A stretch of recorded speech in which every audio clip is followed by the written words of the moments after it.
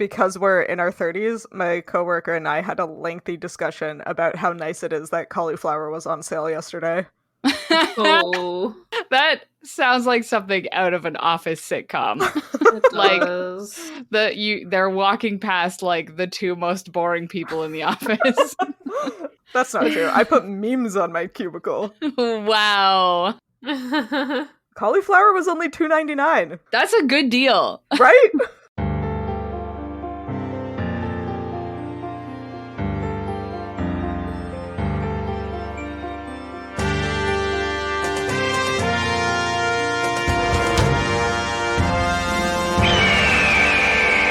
Hello, and welcome to another episode of Midlight Crisis, a real podcast hosted by three grown-up biologists revisiting books from our teens, and it's totally cool.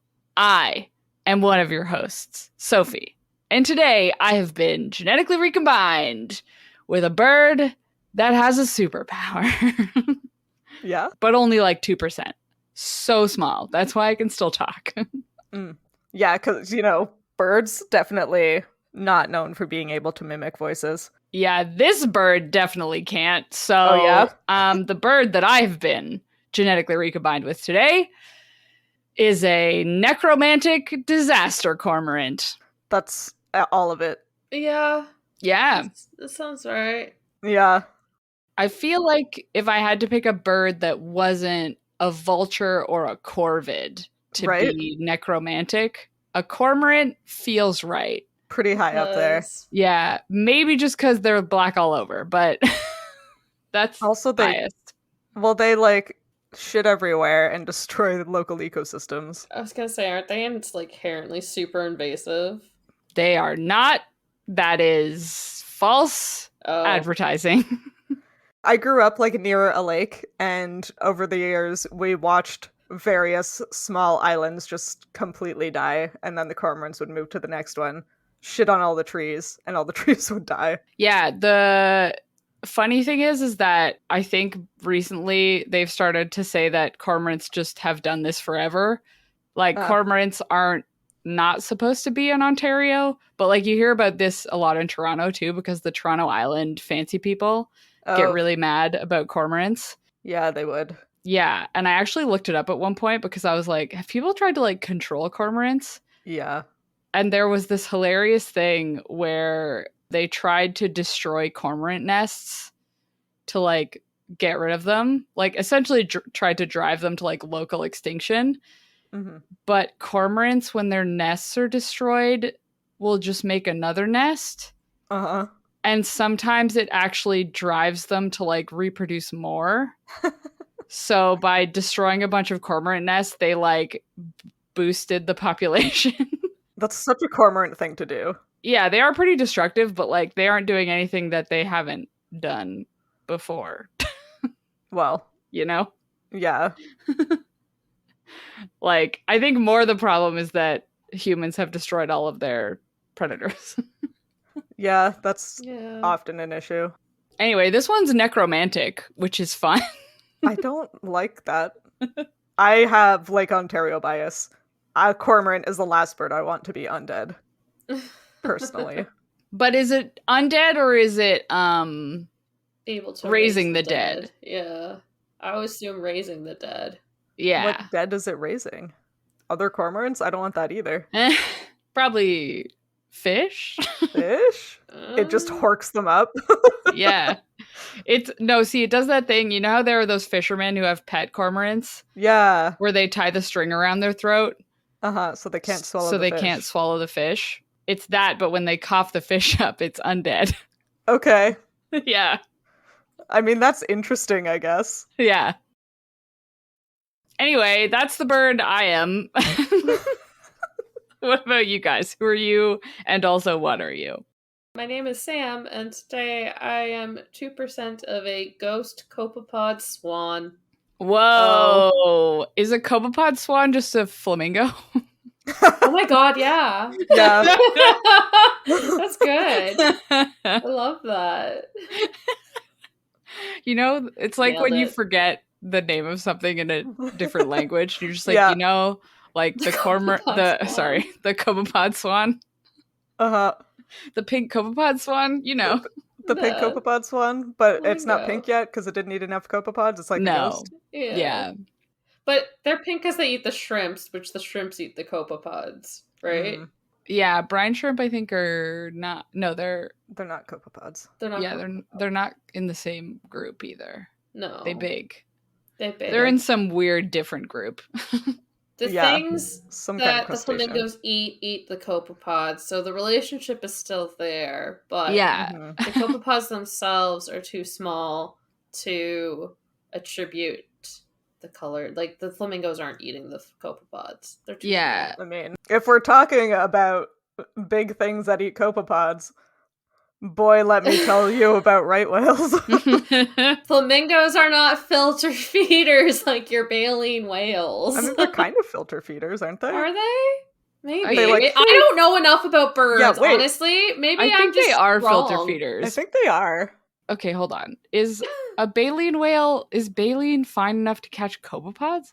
Right Yeah. whales exclusively feed on copepods. Wow, I'm learning so much. And Yeah. it's like oh my god, do you want? Calanus, right? No, I'm Yeah, good, actually. I'm good.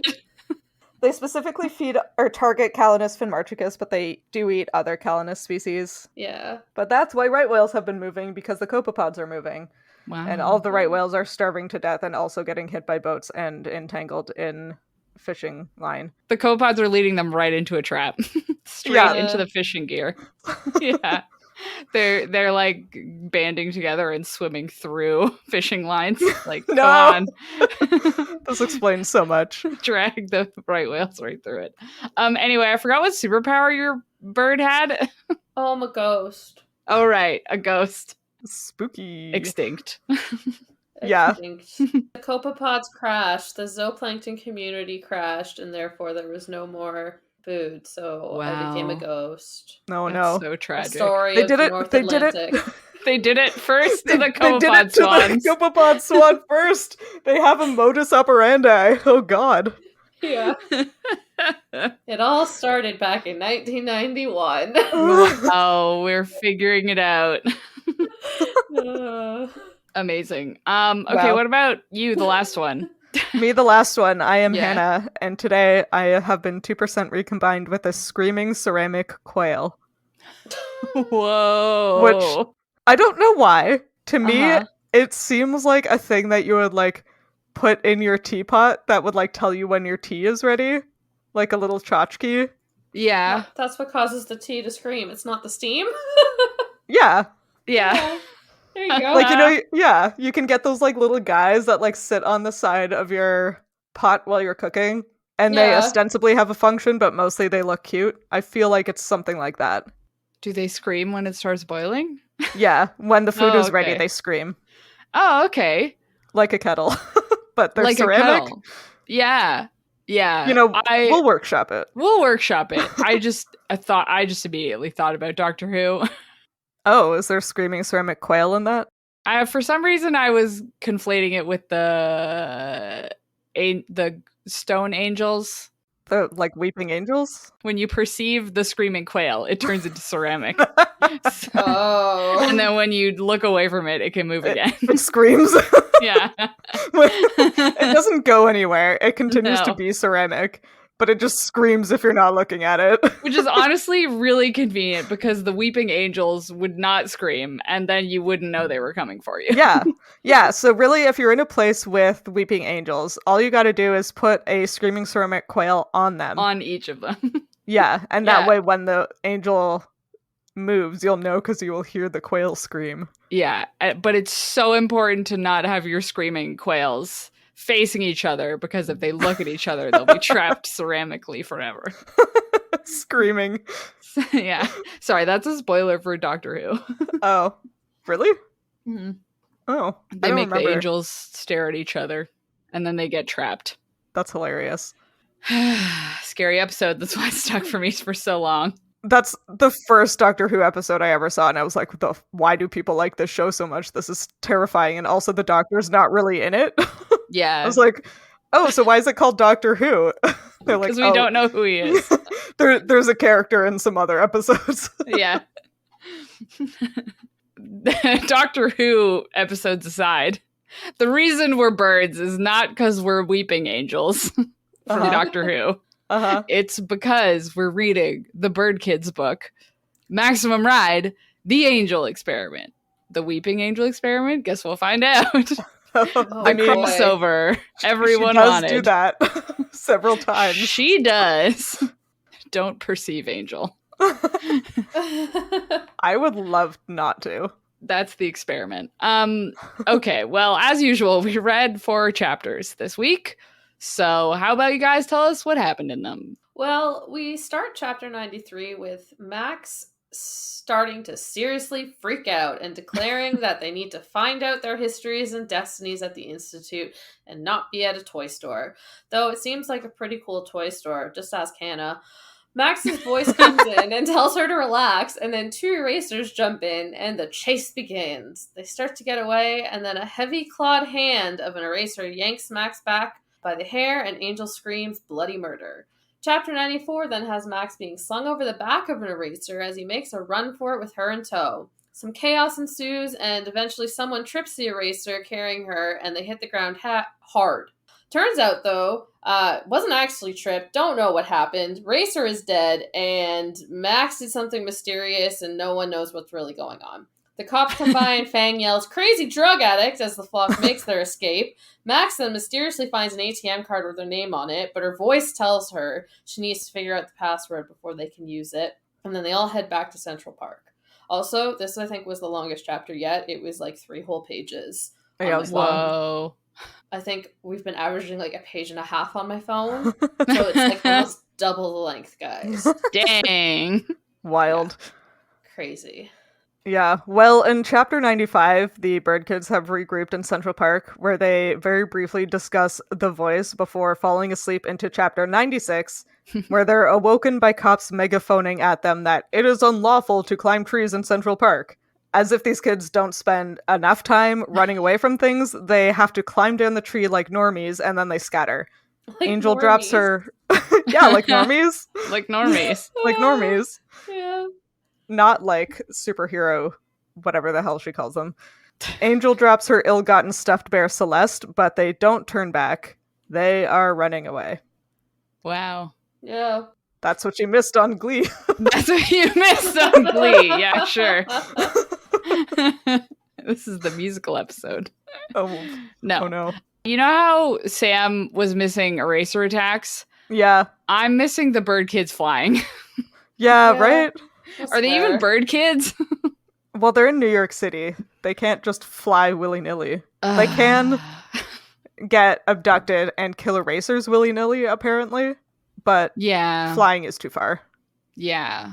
I just had to get that off my chest because it's just like, man, it really feels like this part of the book, the whole time they've been in New York City, they didn't need to be bird kids for this plot. Like, the plot of the book, they actually don't need to be bird kids.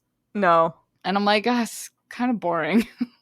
It would have been nice if they had put a little more focus, I guess, on the fact that they are bird kids. Yeah. As opposed to just, like you said, if the plot specifically was because they were bird kids and not just because they were, like, science mutants. experiment abuse children. Yeah. Like, I'm like, man, I really hope, I don't remember. I feel like since I don't remember, it's probably not this.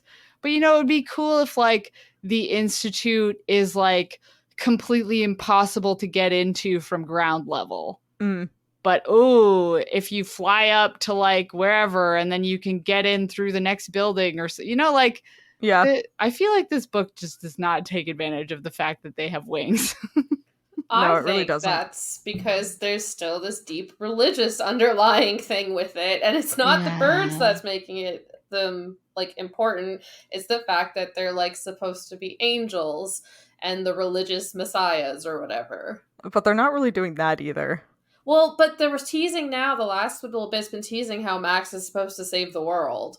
So yeah, but she also has a voice coming from capital letters, the other side. God. God. I don't know. I don't think religious people think of like heaven as the other side. Isn't that more like a voodoo, like spiritualism sort of thing? You're asking the wrong person, but I'm still standing by my religious theory. Yeah. don't know. because like Sam's right. Like there are no stakes for them being in human world. Yeah. Right? Like they have nothing that sets them apart because their wings can magically fold down directly into their backs. Yeah. So it is like, yeah, they can, if they just kept their wings folded for their entire lives, they could just live life as a human. Mhm. You know? Yeah, the fact that there's like no stakes that way or no like, it's just like, oh, we fly to get from one place to another is kind of the only thing they do. Yeah. So far. Well, like, and I think the only thing, if I'm right, the only thing that necessitates them having wings is the fact that the only way to make humans have wings is to, I guess you could do a bug or something, but like it makes more sense with a bird. Or I guess there's also bats. But bat angel would wings make are more typically sense. feathered, and Yeah. humans are Yeah. membrane. So like, again, yeah, it makes. Did you say human? Did you say Sorry, humans did. are membraned? I don't know what I said. What did I Humans say? are membraned, you know, like a lot. Demons. There's a lot of membranes on a human if you Demons. think about Oh, it. demons. Okay. Demons, Oh, guys. demons. I mean, some humans are demons. No, you're right, actually. That makes a lot of sense because I have been like, what the hell? Why bird wings? Like, why not something Because easier? angels are like a traditionally bat. feathered wings. Yeah, Says you're the right. Yeah. least religious person on this podcast who has had no religious training. No, Actually, me Sophie, neither. you might be there with me. I don't think know. I'm. Yeah. Yeah. Okay. I've been baptized, so I think I basically know everything. Oh, see, I I'm think not so. even baptized, so I'm right. I just see know you it in hell, all. Sam. Yeah. Oh, I'm Are you waiting. going to hell, Hannah? You've been Have baptized. you met me? Of course I'm going to hell. Why do you think I'm not going to hell? I never said that. Okay, good. No, I'm just automatically going because I Yeah. was never baptized. Yeah, like we had a chance and Yeah. didn't take it. Hannah and I had to work hard. We had I to work had hard to go no to hell. fighting chance. Nothing Yeah. I could do. It's okay. You can still be baptized. We have a Bible in the house that I think technically belongs to you, so. Oh my Oh, god. it does. I don't claim it though. And if I ever get baptized, I want to get baptized like they did through COVID, where the priest had to shoot the babies with the water gun. That's fun. Yeah. I wouldn't mind the one where they just tell you to like go hang out in a lake for a while. You just have to like hang out underwater. Oh, I like being underwater. that'd be fun. I don't remember being baptized because I was an infant. Yeah. But I feel like doing it in a lake is more fun than doing it in a pedestal at a church. Sure. Yeah.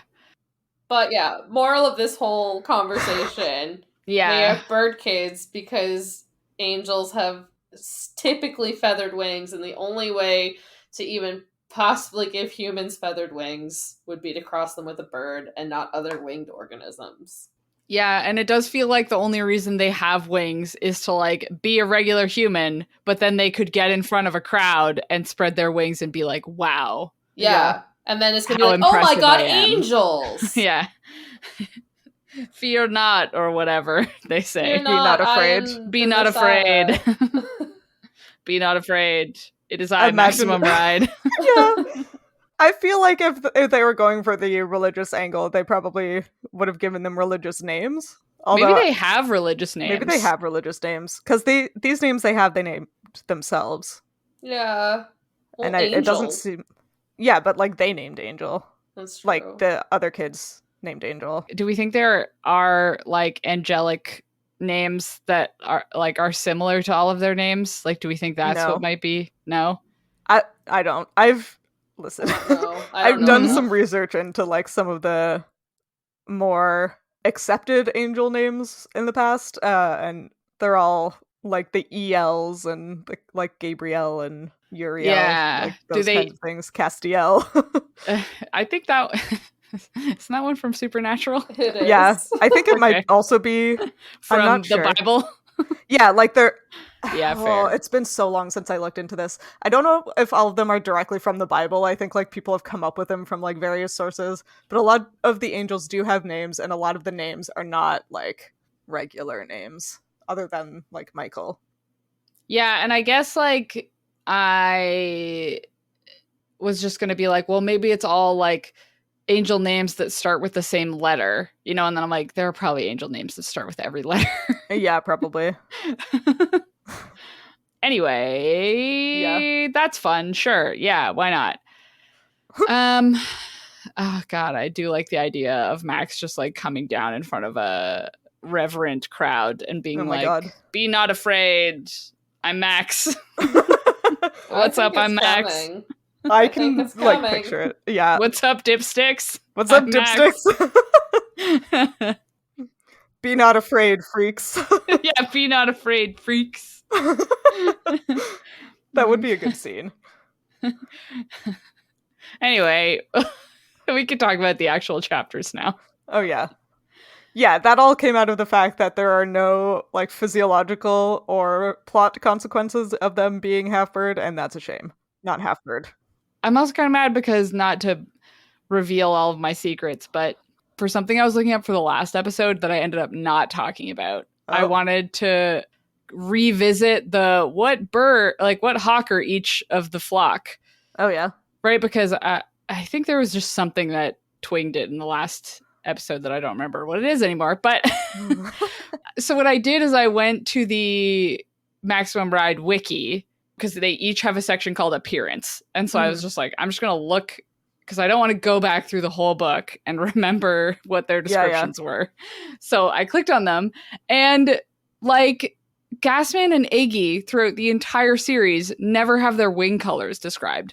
Oh really? Like never. Oh. Oh. Yeah. Jeez. Yeah.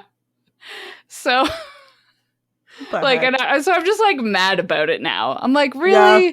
Like, clearly you didn't even look up like it just as someone who like looks like leaves all these little Easter eggs whenever I write anything. Or when I think about writing something, like if I was writing this book, you know, each of the characters would have a bird that I had like all of these reasons for choosing, you know, like their names would be chosen for a specific reason, et cetera, you know? Yeah. And it's just like, man, you're not even like, oh, Fang maybe has black wings because he's a vulture. And then like have just some fun little things because Fang is mixed with a vulture, you know? Yeah, like he has bad posture.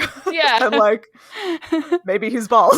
Yeah, like he likes stale food. You know, like he always leaves his cheesies out overnight or something. You know, like that's fun. Yeah. Well, that's there in one of these chapters. I think it might have been the last one, so I'm jumping ahead a little bit. But Max talks about wanting to go back to the desert, which was obviously just because like they had a good time with the Ferruginous Hawks. Yeah. It's like, it would be interesting if it was like something inherent to Max that made her really like being in deserts. Yeah. Or like one of the bird kids is more like a northern bird, and so like they do well in the cold, but they get overheated easily or something, you know, like it would be fun. Yeah. If Angel's like a dove, she would probably really like being in a city, right? Because doves like to be on cliffs and up high, and like pigeons are a kind of dove, and pigeons are obviously very urban. Yeah. Like, I do sort of like, because I sort of was getting hopeful because I think we sort of assume Nudge is a Ferruginous Hawk, right? Yeah. Mm-hmm. And I was like, oh, and in this book at least, even though it's not true, the Ferruginous Hawks are social hawks here. And so it's like, and Nudge is really social. Like, that's fun. Yeah. They could have done so much with this idea. Yeah. Anyway, I'm mad about it. Yeah. I wasn't, but now I am. I guess this is too easy to talk about now, but I did want to suggest something for Fang. Okay. Because he scrambles down the tree really easily. Oh, yeah. No. In the later chapter. And so I'm like, there is a woodpecker that's black all over. Ooh. Oh, that's not where I thought it was going. Yeah, okay. So I think Fang is actually a woodpecker now. That's fun. The black woodpecker, which is found in the Paleoarctic. Oh. Palearctic? Wait, what's the Palearctic? As in, which is like, Russia. Ancient? No, like Europe and Russia. Oh. And other parts of Asia. Yeah. So like it's like a whole, it's a whole like it's region, like a northern Eurasian. Yeah. Also, it just has like a smidgen of red on its head, like where a pileated woodpecker would have the red. Like it's like a teeny tiny like mohawk. And I'm like, man, I wish Fang. Maybe he does. Maybe he does like a little mohawk. Yeah. Like maybe his hair has like a funny cowlick that makes it grow like that. Anyway. Interesting. I don't know. Maybe Iggy's brown creeper. I don't know, another bird that climbs trees. Okay. Yeah, because they were both described as being particularly What squirrely. bird do you think is tall and vanilla? Oh no. A swan? But they have to climb trees also really well. I was like, swans are not vanilla. They're just... Yeah, I was thinking vanilla in terms of being basic, not in terms of being pleasant.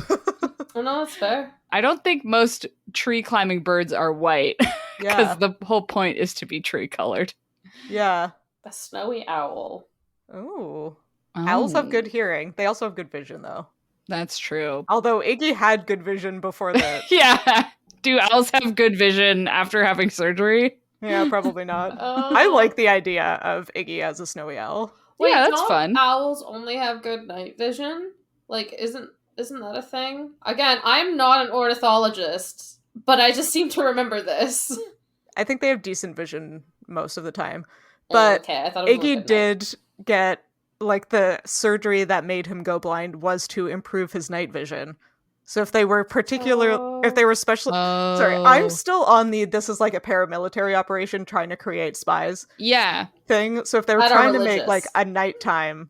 I'm less convinced about the religious thing than you are. But if they're trying to make, like, an avian human spy that is good in the nighttime, an owl would be a good choice. Maybe he was crossed with an owl, but then they were like, not good enough. Well, and it's only 2%. Maybe the 2% didn't go into his eyeballs. Yeah, and I think owls still mostly rely on hearing more than night. Like, I think they have obviously good night vision, but I think it's more hearing anyway. But yeah. Maybe that's why they were like, wow, we want a bird kid with really good night vision. Let's cross him with an owl. And then he's like, I just have regular bird vision because owls rely on hearing more than sight. And they're like, damn it. I was like, gosh, shit. If only we'd looked up anything about birds before doing this. It's a good thing these scientists are as seemingly incompetent as James Patterson is. Yeah. I do think both of your theories can work, though, because I think what it is that everybody is doing the paramilitary thing, but Jeb is doing the religious thing. But also, it's America. Religion is ingrained in everything that they do. It's not supposed to. It's supposed to be church and state, but they love to throw the church in everything. Yeah, like, I could see that there is a religious influence on a military operation. Yeah. But I definitely lean more towards the side of this is military before it's religious, you know? That's fair. I think it's both. I'm thinking that it's like Jeb is, I think, in charge of this whole thing. Yeah. And I feel like he pitched it as a paramilitary operation. Yeah. But Jeb is trying to create the Messiah. You know? And so it is being developed as a paramilitary operation. But Jeb is doing his own thing. Yeah, I agree. I like that theory. I think that's what it is. Yep. So I think everyone's right. I think we're all right is what I'm saying. I think the only person who's wrong is James Patterson. Anyway, why? Like, is it a 14-year-old thing to think they have to discover their destiny? Oh, 100%. Probably. Like, because I feel like you guys didn't. Like didn't you like? Okay, I read a lot of YA, but I was like, didn't you like have these visions and dreams of like how someone will find you and tell you you're meant for greater and bigger things at 14? Or is this just a unique experience to me? Okay, I don't think I had that. Oh. I don't think I had somebody... I mean, I feel like I was like, yeah, I would like to be isekai'd away from here, enter a fantasy world for adventures, but I don't think I had in the real world someone will come and tell me I have a destiny. Yeah, I always wanted to be kidnapped into a fantasy world because of my magical destiny. I always had some Hawkeye will try and find you and tell you about your destiny.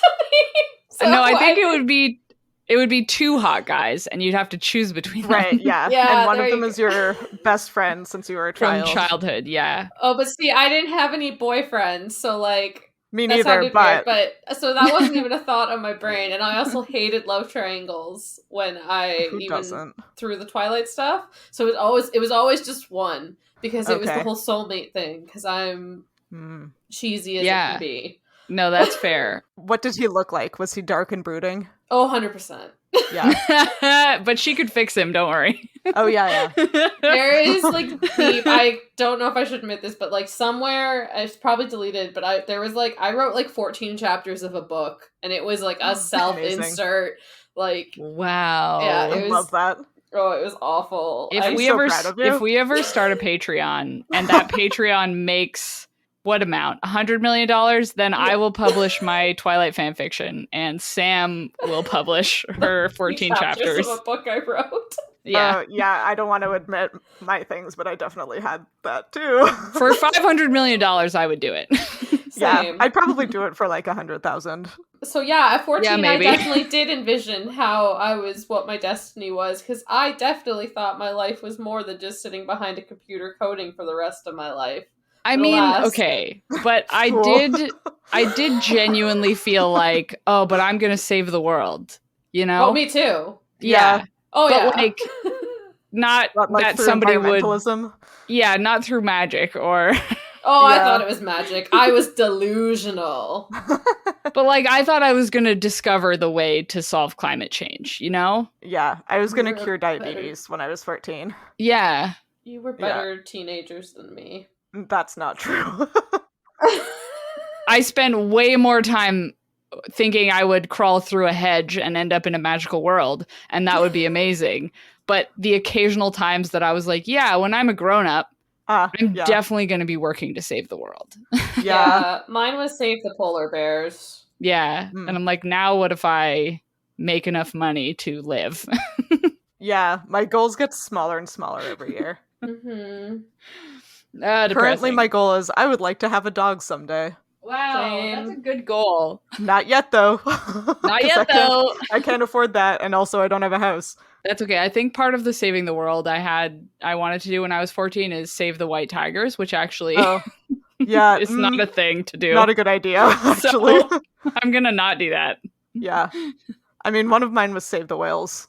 And You're doing it. You are. No, I'm trying so hard, but it's not really working. Yeah, you're I'm doing my best. Yeah, you have a shovel in the ocean and you're trying to scoop the water out. Yeah. Exactly. Yeah. If you're a right whale and you're listening to this, don't let the copepods trick you. Don't listen to the copepods. It's a trap. They're trying to get you. Anyway, back to this book again. I guess, yeah. See, the problem when they don't do bird stuff is that we don't have a ton to talk about. No. Okay, but should we talk about the fact that I was right and Angel definitely blew up this eraser's brain with her mind? Oh, they don't say it here, but I think you're right. I'm 100% convinced. Oh, that makes a lot more sense. I thought it was, like my summary said, I thought it was Max that did something, but that makes a lot more sense. I have been convinced. Well, she also screams bloody murder. It's the way Max repeats bloody murder 3 times. Yeah. Yeah. No, that makes sense. Yeah. I just didn't think of it. But yes. Yeah. You could not convince me otherwise until the primary text proves that I'm wrong. Says it. We know I am on the side of Angel is a demon. Angel and demon. She can be your angel and your devil. Could be another weird, deeply rooted metaphor that she's the one with the pure white angel wings, but it's not that deep, I don't think. I don't think so either, but wow, she's gonna be Lucifer to Max's god or that's whatever. What I'm saying. Anyways, I need to stop this now. Raphael, who's the number one? Michael, like Max? Starts with an M. I think I'm right. Also, Max goes by a shortened version of her name. So does most people named Michael. So does the angel. So does the angel. I know the angel Michael, and he goes by Mike. The blessed angel Mike. Mike. Okay, I take it back. The blessed angel Max is not as ridiculous. It's not that ridiculous, no. Wow, I can't wait until it's Christmas season and we start hearing about how the angel Gabe went to Mary and was like, yo, yeah, you're gonna have a baby. Yeah, no, she definitely does. It's wild. It's crazy. This eraser is like not healthy though. No, it's not. No, No. because he's got bloodshot eyes and long yellow fangs, which I'll have you know, Uh-huh. dogs at least don't have yellow teeth unless you don't brush their teeth. Mm-hmm. And then it's plaque. Ugh. And so he's probably dying of gum disease and heart disease. Yeah. And it's probably not from the genetic recombination. It's probably from not brushing your teeth. Gross. I mean, to be fair, he's 5. What 5-year-old brushes their teeth regularly? Is he 5 though? Fang explicitly says that he is 5 years old. Yeah, that's the tattoo. But the tattoo is how long he's been an eraser, and Ari was not an eraser his whole life. Yeah, I think Ari is different from the other erasers. He's not like the other girls. He's not like the other girls. Okay. He's not like the other girls. Because it seems like, from what they've said in previous chapters and what they've said in this one, the erasers are made whole cloth in batches. This eraser has a tattoo that says 110007 on the back of his neck, which... Not Sam. Why do I keep thinking her name is Sam? Max and Fang. Yeah. Max and Fang say means that he was made in November of 20... Nope. 2000. 2000, yeah. 2000. And he was made in the 11th month of the year 2000 and was the 7th one in his batch. Sure. I was thinking about the Grey Guards from Del Toro Quest, which are made in batches of 12 and they're like grown in vats. I assume they have to be made the same way the bird kids were made, with the in utero thing injection. So like, how the fuck amniocentesis that doesn't work like that? How the fuck are they getting just like batches of pregnant women in not just like the most awful way you can possibly imagine? Yeah. You know? I'm imagining that these ones are like literal test tube kids. Oh, okay. Yeah, I also because they make that. so many of them. Yeah. It must be so expensive. Oh my god, right? And they're just like throwing them away after 5 years? Yeah, and they're just throwing all of them at these bird kids. Yeah. Who have killed several at this point. And what is the best funded division of the U.S. government? The military, you're right. Yeah. After football coaches. Yeah. That's my first thought too. Oh, we don't want to get started on football, guys. I know so much about football now. No, we don't want to talk about football this time. Don't want to talk about that, especially because maybe this episode is coming out around American Thanksgiving, which I think is when people watch football. That sounds right. I think that's the football time. Yeah, I think that's a football time. So no, we the have Super Bowl is like in the spring. Oh, they just watch football at Thanksgiving. But I think college football happens. College football? I don't even know what the deal is with college football. Anyway, we have no opinions about football. None whatsoever. But military. But the military. I don't have many opinions on that either. Yeah. Anyway, yeah, this eraser is 5 years old. Which means we know exactly when this book is set. Woo! Wait, wasn't this book published in 2004? I think it was 2006. Oh, okay. I was about to be like, wait, is he being like in the future of 2005? The distant future of next year. Distant future. That would be funny. That would be bonkers. Let me just double check what year the first one came out. It came out in 2005. Okay. Wow. Yeah. So it was like, wow, this year, these erasers. I guess that's fun. You're reading a book and it's like, wow, this eraser is 5 years old because he was born in 2000. And you're like, oh my God, that's this year. That's this year. If I was in New York right now. Yeah, Max could be there. Max could be there. Wow, amazing. Yeah. What a good time. The thing I looked up about these chapters is while Max is fighting this eraser that has grabbed her, she is chopping and like punching and slapping and kicking. Yeah. And seeming to make no impact on this eraser. Uh-huh. And she makes a very Max comment like, wow, have these guys been bred to not have pain receptors or something? Oh. And I was like, that's interesting. What? Uh-huh. What goes into that? And I don't know how you would breed that. But there is like SEPA, congenital insensitivity to pain and anhidrosis, which is like that condition that, like, very, very rare condition where people do not feel pain or, I think in general, most sensations on their body. Oh. I am so itchy for some reason right now. My legs are killing me. I'm about to pass away. So I would like this right now, but it is actually super dangerous. Because anhidrosis is not sweating, right? Yeah. Wild. So they just don't feel heat or cold or... They don't feel heat or cold or pain. So people like with that condition, like in infants, because it's a congenital thing, like you have it from birth, they often notice it in infants because they will like chew on their mouth or their hands until sometimes they'll like self-amputate parts of their body. Oh my Whoa! god. As infants, yeah, because they don't know not to, right? They're not getting the receptor that, like, hey, if you bite your fingers, it hurts. Or like it's really common, or not common, but like people who have this kind of condition have to constantly do like body checks to make sure that they're not hurt. Right.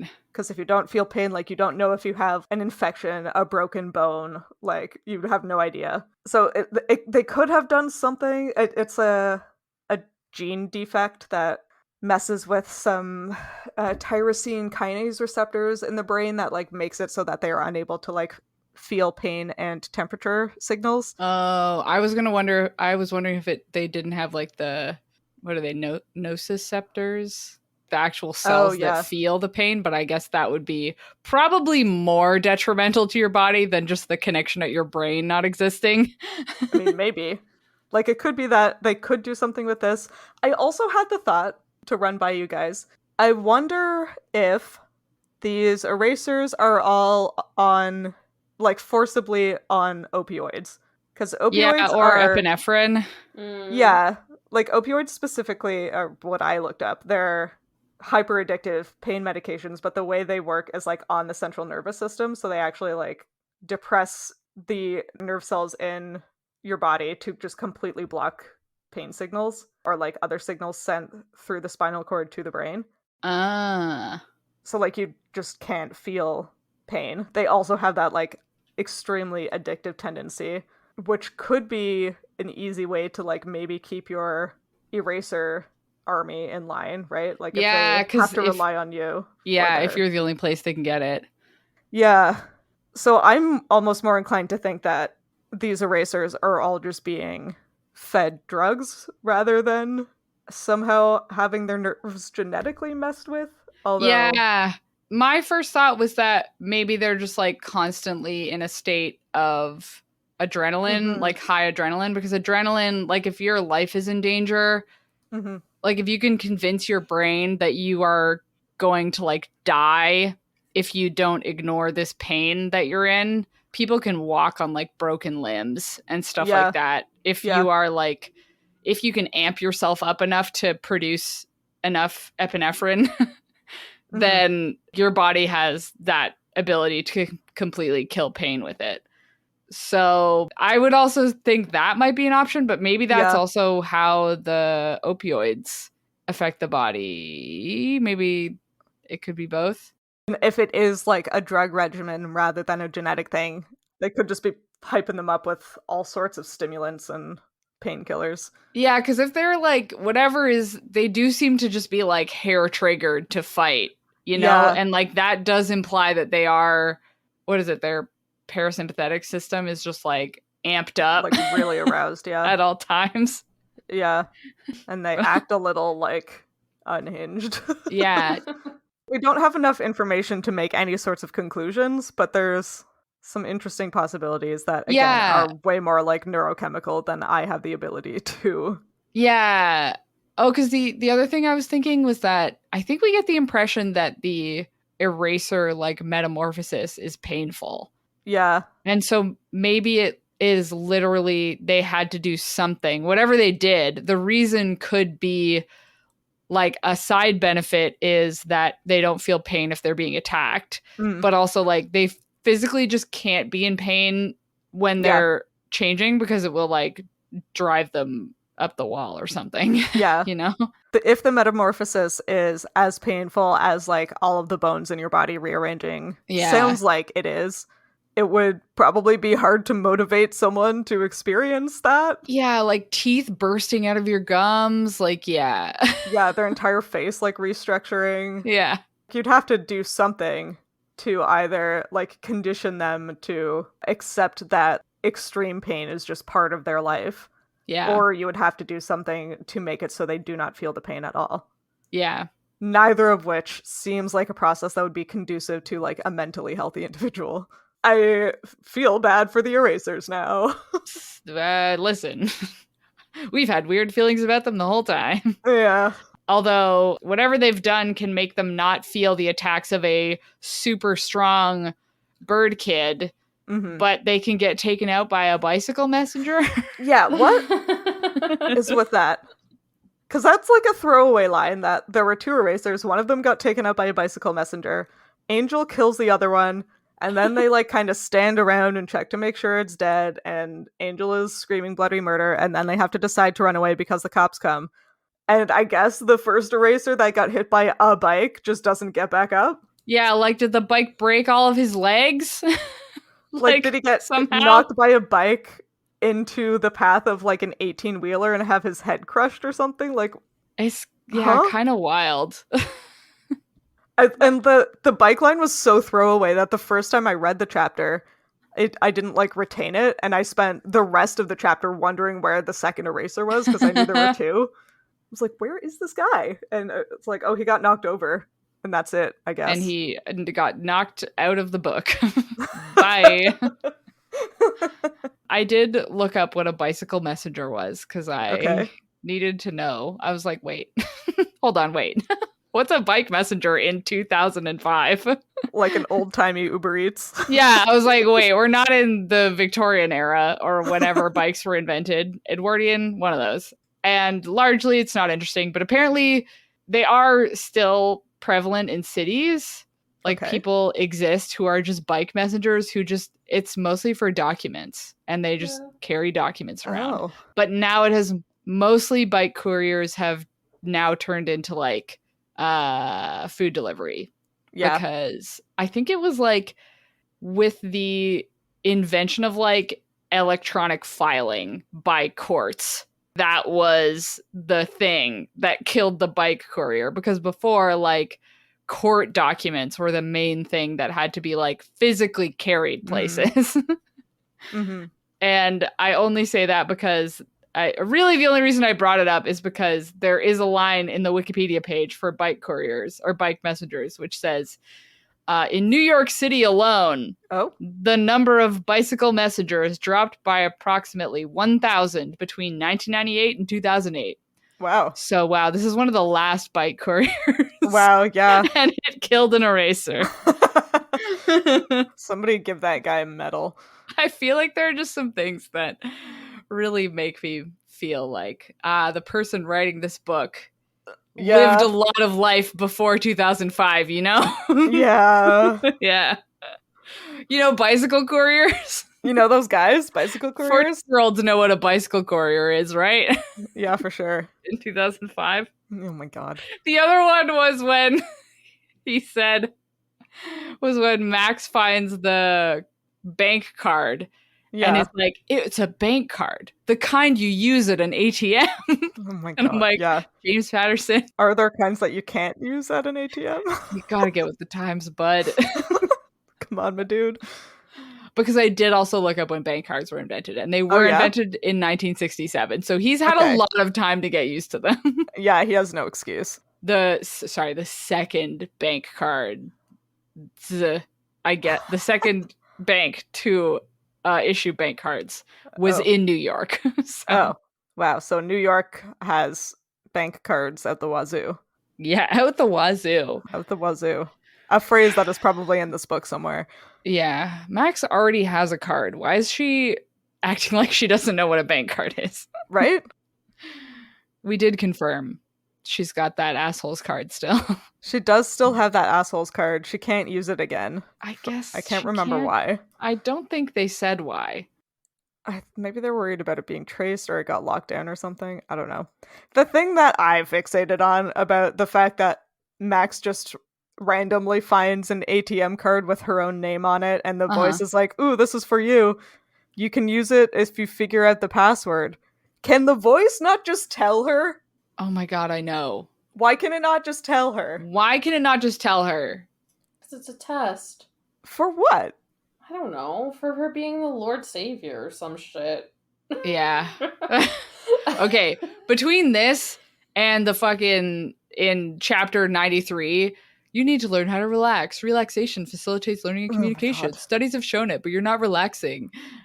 like the voice is just not telling Max where the institute is. It's just being like, well, to find the institute, you have to relax. And then here it's like, oh, I got you this ATM card, but also you can only use it if you figure out the password, Max. But she has to figure it out while relaxed. While relaxed. Yeah, so I did look up the signs of gaslighting. Oh my God. And yeah, this voice is gaslighting Max.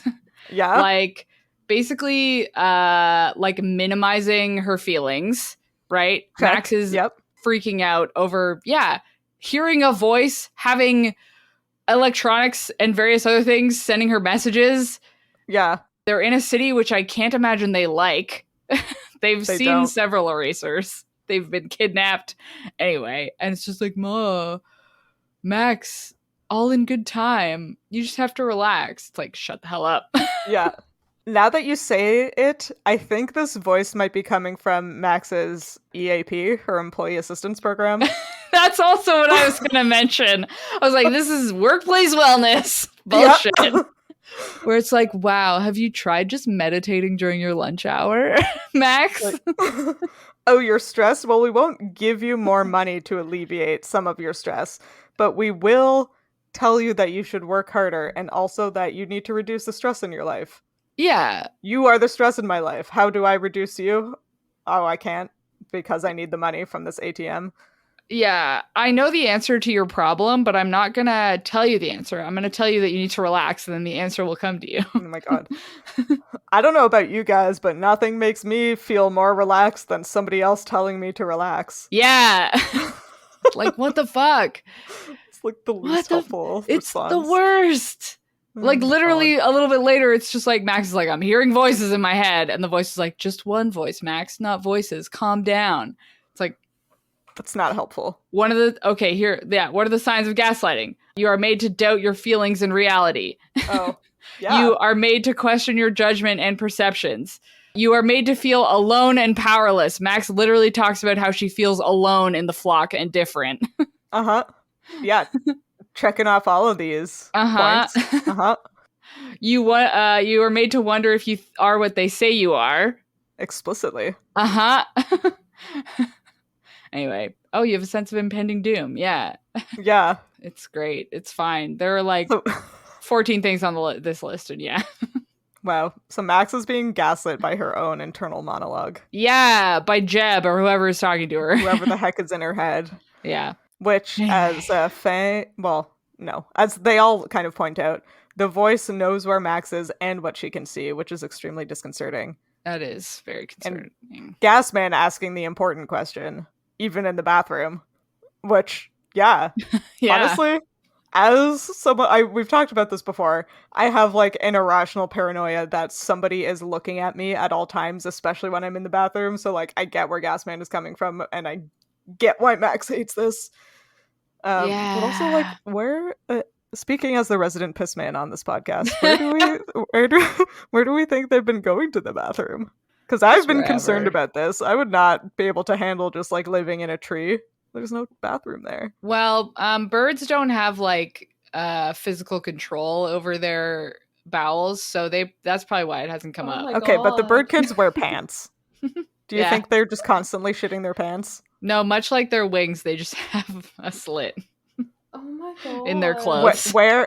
In their clothes. Oh my god. To expose their cloaca. Yeah. Maybe they wear pull-ups, and Max doesn't mention it because it's embarrassing. Yeah. This is a common trend in like any book, show, anything. There's never any focus on when people go to the bathroom. I always want to know because I always have to pee. I'm fine with it not being brought up in books. I need to know. I don't. I'm good. I have like a 3-hour meeting tomorrow where they're like, please don't leave once the meeting starts until the end. And I'm panicking about it. Like in person? No. Yeah. And there's no Ew. scheduled coffee breaks? Dang. I worry a lot about bathroom things. That's fair. Was Jeb in this cop car? Oh yeah. Max sees a cop who she's like, oh my god, it's Jeb, or is it? And then moves on. Probably. Yeah. I don't think so. Like, so they know where Max is at all times because of the microchip. We've already established that. Mm-hmm. So maybe Jeb is just like nearby at all times, like following them around and using his little machine that projects his voice into Max's head, into the Neuralink or whatever. Through the microchip? Yeah. Somehow? Yeah, like I think that's what we talked about 3 episodes. Yeah, I The didn't Neuralink thing. I didn't make the connection when you talked about it before that it was through the existing microchip that we do know exists. Oh within no. Max. I think she has one in her brain. Yeah. You think she has 2? Yeah, Yeah, like Okay. I think they all have the microchip in their arms or whatever to track them. I agree. And then I think Max has a bonus one in her brain. Okay. Because my follow-up question was going to be, how does it talk in her brain if it's in her arm? But it doesn't, is the answer. It's just really loud. It has like a really long antenna. Yeah. Just like a muffled voice from your arm. Max! Max, you need to relax. What? Damn, we really should have figured for nerves and muscles and stuff growing over it. Oh well. Yeah, too bad. Too bad. I am still perplexed on how this voice is in there. Although Jeb following her around and speaking into a microchip implanted in her brain is kind of the most... Just to gaslight her, yeah. Yeah, that seems reasonable so far. Yeah. Yeah. Also, I'm pretty sure there's a fart joke in this chapter, but it's kind of secret. A secret one. Did you notice? What? No. I didn't pick it up until the second time I read it. At the end of this chapter, they do their cute little, like, stacking their hands before bed thing. And Max hears a Gazzy sigh, or something. And I was like, this is a fart joke. Fair.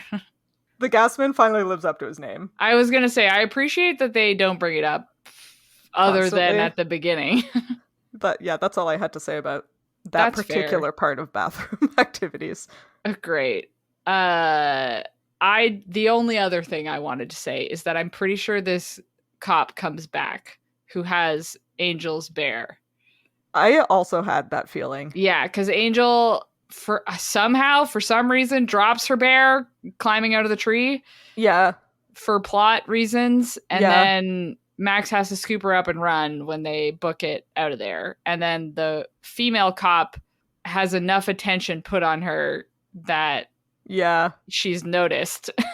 And I think she comes back as an ally, but I don't remember fully. Yeah. Or she comes back as an ally because Angel brain controls her. Uh-oh. It could be either. Yeah. But I had the same feeling. I'm like, this comes back around. Yeah. Celeste is not gone forever. No way. Not after all that work they went to get her. Yeah. Just rummaging around in someone's brain. Yeah. Rifling around in there. Shall we guess what happens next, though? Okay. Fun. Great. Okay, so as always, I'm going to read you the first sentence of the next 4 chapters, and you have to try and guess what's going to happen. So, chapter 97. We headed south and east, out of the park, hoping to get lost among the ever-present crowds of people jamming the streets. What do you think is going to happen? Probably. Do you think they're maybe going to head south and east out of the park? Yeah, probably that. Yeah. Hoping to get lost among the crowd?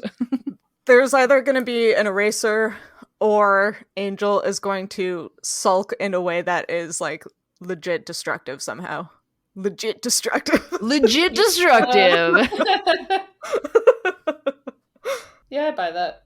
She's going to blow up somebody's brain. Like whole body the next. It's just going to be an explosion. They're going to be walking down the street. Angel will be yelling about her bear, and passerbys will just be dropping dead on either side of her. Yeah. Oh God. That's not funny. Be not afraid. Be not afraid. Okay, chapter 98. Your sentence is, a steady stream of people was filing through the huge middle double doors. Ooh, to what? Another toy store. I was thinking because the voice was telling Max so insistently that she needs to relax that maybe they go to a spa next. Oh. Wow. So maybe they're going into this. You know how spas have multiple sets of double doors? Yeah, you know. They're going to the subway, aren't they? Oh. Or a bank. Oh, a bank. Oh. Oh, yeah, with the ATM card. Yeah. Good thinking. To I where wonder the what the ATM password machine is. The ATM machine. I was really trying to make sure I did not say that, but it might have slipped out. I don't think anyone did. Great. Nailed it. Oh. Do you think she's guessed the PIN number to use on the ATM machine? Yeah, maybe she's guessed the PIN number. Okay, chapter 99. In which Sam is validated. It's a bank? I gave serious thought to staying in that cathedral, hiding, sleeping there. Yes! Oh. I got too excited. I coughed. Choked on your cathedral. I know I'm right. Yeah. I die on this hill. The double doors like to the this hill. cathedral. I mean, listen, churches are literally called sanctuaries, so it makes sense that they would go into one and be like, wow, safe. That's what they're supposed to be for. I can't believe you're quoting Fang Does he say that? in the previous chapter. Anyway, no spoilers. The last chapter that we'll read for next time, which is chapter 100. Wow. There's too many chapters in this book. Yeah, fair. Okay, so your sentence is, so do we have money, I hope? The gas man asked as we passed a street vendor selling Polish sausage. Aw. I don't think she's figured out the password yet.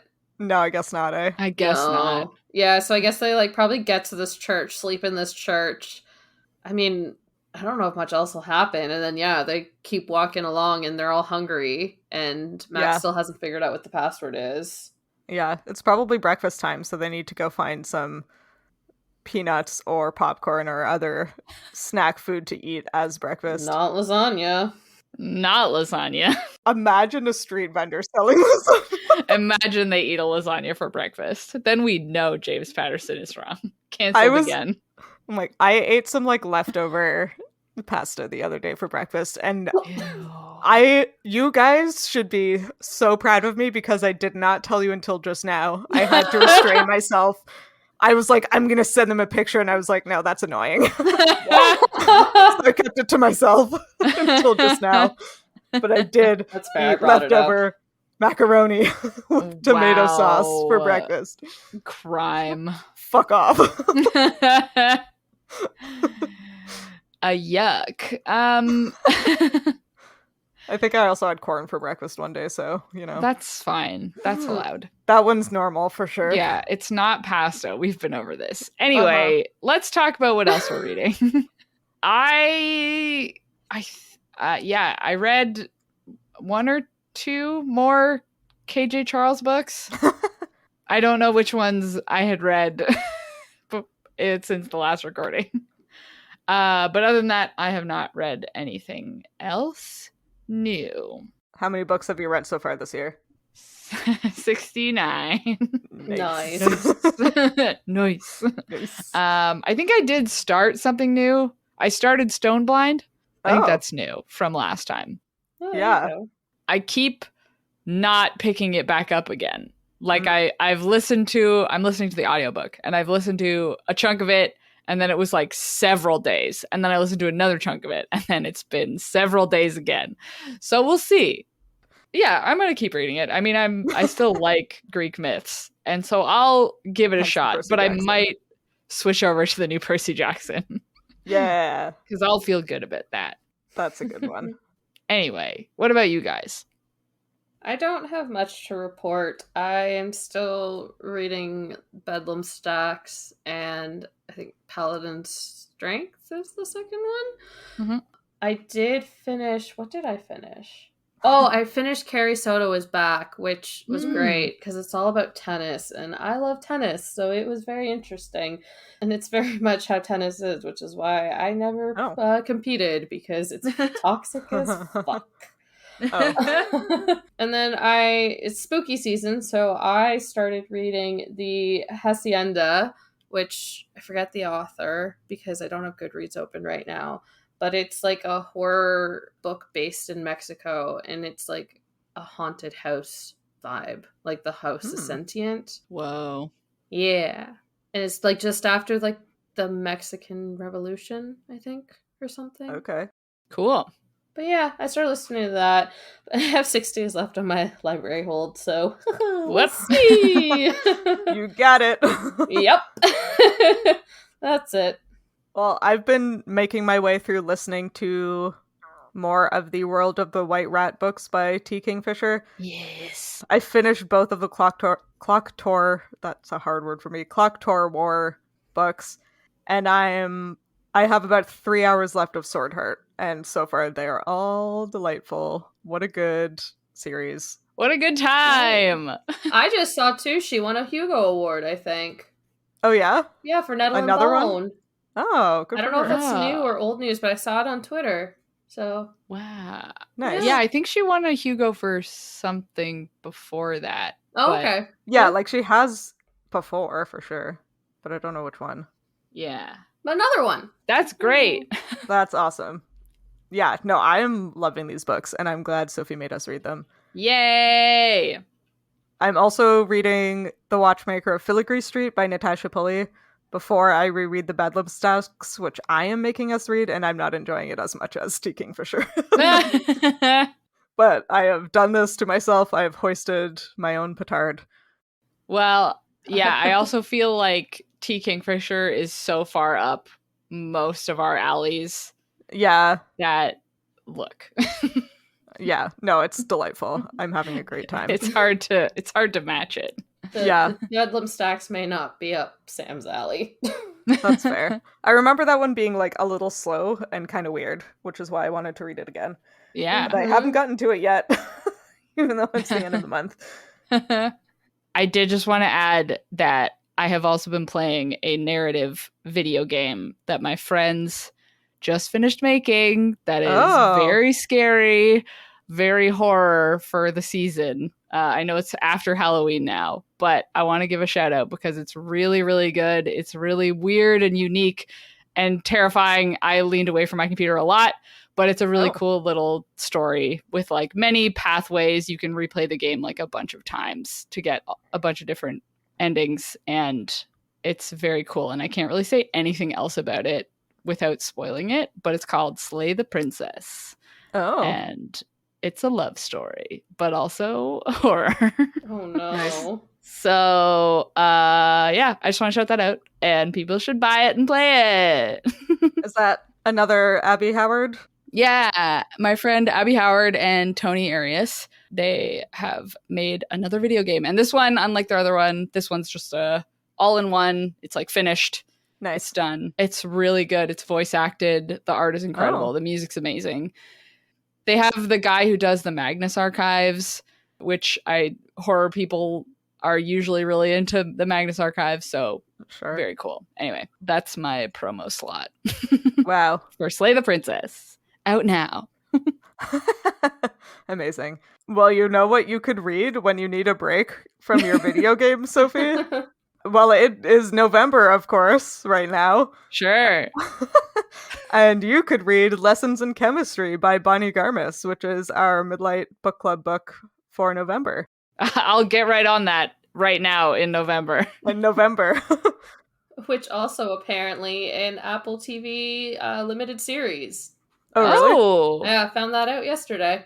Oh. With Brie Larson. Oh. Yeah. Wow. Interesting. Yeah. That'll be good. Yeah. I still haven't watched the Daisy Jones and the Six show, even though I was excited about it. I just don't watch many TV shows. I only watch YouTube videos I've already seen before. That's fine. I never watched Shadow and Bone season 2. That's fine. Yeah, That's fine. I did. It's fine. You don't need to. Okay, good to know. I mean, I do really enjoy Wylan. Yeah, I'll watch it eventually. I need, what I need is Yeah. somebody to make a cut of that show that's just the crows, because everything Mal and Alina do is boring. That sounds like the Grishaverse Yeah. in a nutshell. Yeah, like it's not the showrunner's fault because No, the Mal and source Alina material. are boring, Yeah. but I don't care in the slightest, and I do want to watch the show about the crows. So I'm stuck watching Mal and Alina be boring for like half the show. Just be boring at each other. What a They're great so review. Boring. I don't give a shit about anything they do. Anyway, if you liked this chapter of reviewing Six of Crows, consider rating and reviewing us on Spotify or your podcatcher of choice. You can talk to us and find fun-related content on social media. We are at Midlight Pod on Facebook, Instagram, Twitter, TikTok, Tumblr, and Blue Sky. And all chapters of the show thus far are available on our website, midlightpod.podbean.com, and on YouTube. And Max, a millennial.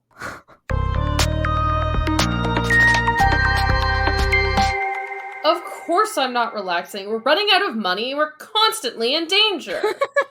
Oh, yeah. Of course I'm not relaxing. I'm not relaxed. I have no money and no house. And your whales are going extinct. My whales are going extinct. I have no job security.